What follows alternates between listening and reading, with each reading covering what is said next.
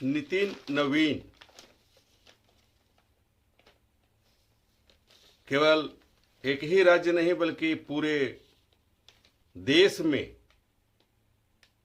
इनकी चर्चा हो रही है और चर्चा होना स्वाभाविक भी है। इसीलिए स्वाभाविक है कि उन्हें भारत की सबसे बड़ी राष्ट्रीय पार्टी भारतीय जनता पार्टी में बतौर राष्ट्रीय अध्यक्ष सेवा करने का मौका मिला है। यह बहुत ही खुशी की बात है कि सबसे कम उम्र के नवीन बने हैं राष्ट्रीय अध्यक्ष और लोगों का यह मानना है कि 45 साल के भाजपा के इतिहास में इनसे छोटे उम्र के लोग यानी इनसे छोटे उम्र के कोई भी नेता ऐसा नहीं हुए जिन्हें राष्ट्रीय अध्यक्ष का पद पाने का गौरव प्राप्त हुआ। बिहार पटना से आते हैं नितिन नवीन, 5 बार वे विधायक भी रहे हैं और इनका पारिवारिक पृष्ठभूमि भी राजनीति ही रहा है। उनके पिता किशोर प्रसाद सिन्हा भी विधायक थे भाजपा के, जो वरिष्ठ नेता के रूप में जाने जाते थे और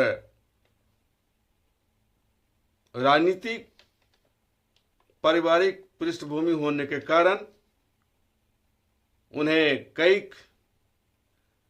गुण मिले जो राजनीति से मिलना चाहिए। हालांकि उनकी शिक्षा की अगर बात करें तो वे काफी पढ़े लिखे नहीं हैं, 12वीं पास हैं। 1996 में उन्होंने सेंट माइकल स्कूल से मैट्रिक पास किया था और 1998 में दिल्ली जाकर वे 12वीं की परीक्षा पास की। उसके बाद कई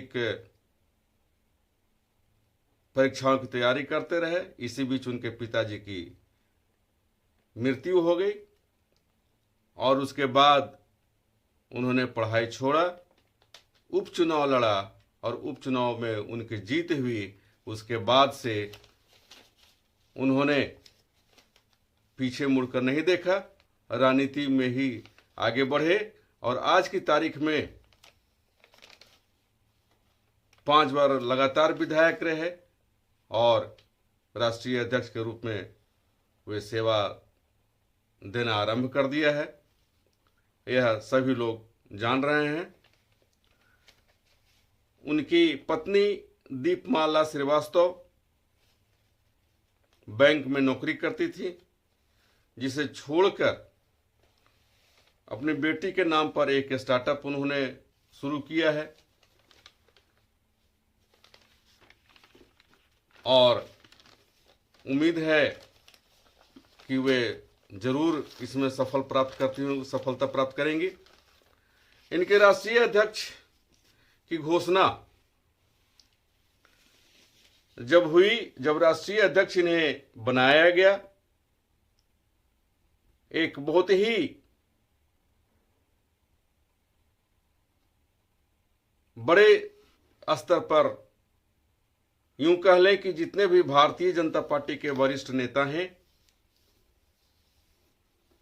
उन तमाम लोगों की उपस्थिति में नितिन नवीन ने लोगों को संबोधित किया, जहां प्रधानमंत्री नरेंद्र मोदी, गृह मंत्री अमित शाह, नितिन गडकरी, राजनाथ सिंह सरीके तमाम केंद्रीय मंत्री के अलावे भारतीय जनता पार्टी शासित राज्यों के मुख्यमंत्री और अन्य कार्यकर्ताओं की उपस्थिति रही। उन की उपस्थिति में नितिन नवीन अपने वरीय जनों की, उनके द्वारा किए गए कार्यों की प्रशंसा करते रहे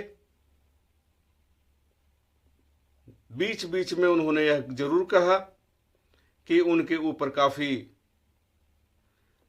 चुनौती भरा पूर्ण कार्य करने का जिम्मेवारी दिया गया है और वे बखूबी निभाने का प्रयास करेंगे। बंगाल में जो स्थिति बनी हुई है, उस स्थिति से यह जानने के या सीखने की जरूरत है कि वे वहां भारतीय जनता पार्टी को कैसे आगे बढ़ाएंगे, वहां भारतीय जनता पार्टी की सरकार बना पाएंगे या बन पाएगी, यह कहना तो मुश्किल है, लेकिन उन्होंने घोषणा करी है कि भारतीय जनता पार्टी की सरकार ही बंगाल में बनेगी। उन्होंने यह भी कहा है कि हरेक राज्यों में जहां हमारी यानी भारतीय जनता पार्टी की सरकार नहीं है, भारतीय जनता पार्टी वहां मजबूती के साथ आगे बढ़ेगी।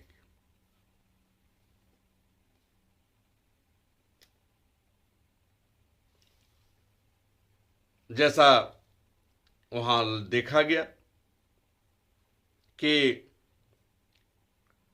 जब उन्हें ताजपोशी की जा रही थी तो निवर्तमान राष्ट्रीय अध्यक्ष जेपी नड्डा जी उन्हें हाथ पकड़कर उनके कुर्सी पर बैठाया। लोग माला दे रहे थे, वे खड़े थे, लेकिन नड्डा जी ने उन्हें कुर्सी पर न केवल बैठाया बल्कि उनकी पीठ भी थपथपाई, जैसे एक पिता अपने बच्चे को, एक गार्जियन, एक अभिभावक अपने बच्चे को बैठाकर सहलाता है कि बेटा तुम अब बड़े हो गए हो, अब तुम काम करो और बेहतर काम करो। इन द मीन टाइम सभी नेताओं ने अपना अपना भाषण जरूर दिया और वहां नरेंद्र मोदी जो भारत के प्रधानमंत्री है, उन्होंने यह भी कहा कि नितिन नवीन हमारे भी बॉस हैं। निश्चित तौर पे संगठन में तो हेड हैं और अब यह भी देखने की जरूरत है, राजनीतिक विश्लेषकों का यह कहना है कि क्या नितिन नवीन पूर्व के अध्यक्षों की तरह शाह और मोदी के इशारे पर ही काम करेंगे या संगठन हित में कुछ अपना निर्णय लेंगे, या फिर कहीं ऐसा न हो कि आरएसएस के साथ भारतीय जनता पार्टी की तलवारें खींच जाए, जैसा कि पिछले दिनों नड्डा जी के एक बयान के बाद आरएसएस और भारतीय जनता पार्टी के बीच दरार पड़ी थी। जो हो, अब भविष्य बताएगा कि आगे क्या है और क्या नहीं है। आइए हम देखते हैं कि आगे क्या होने वाला है। धन्यवाद।